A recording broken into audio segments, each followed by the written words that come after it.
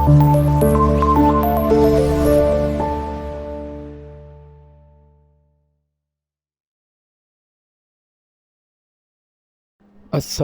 আলাইকুম।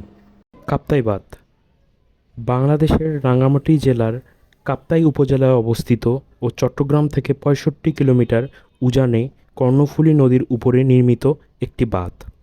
কাপ্তাই হ্রদ নামে পরিচিত এটির একটি কৃত্রিম জলাধার রয়েছে, যার পানির ধারণ ক্ষমতা ২১,২৫,০০০ হেক্টর। বাঁধ ও হ্রদটি নির্মাণের প্রাথমিক উদ্দেশ্য ছিল জলবিদ্যুৎ উৎপাদন করা। ১৯৬২ সালে এটির নির্মাণ কাজ শেষ হয়। বাঁধের সঞ্চিত পানি ব্যবহার করে কর্ণফুলী পানি বিদ্যুৎ কেন্দ্র বিদ্যুৎ উৎপাদন করে।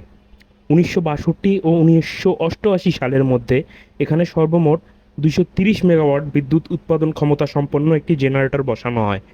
এটি বাংলাদেশের বৃহত্তম বাঁধ ও একমাত্র জলবিদ্যুৎ কেন্দ্র। ভ্রমণ পিপাসুদের জন্য কাপ্তাই বাঁধ সবসময় পছন্দের তালিকায় থাকে। সবাই সুস্থ থাকবেন, সবার সুস্থতা কামনা করছি। আল্লাহ হাফেজ।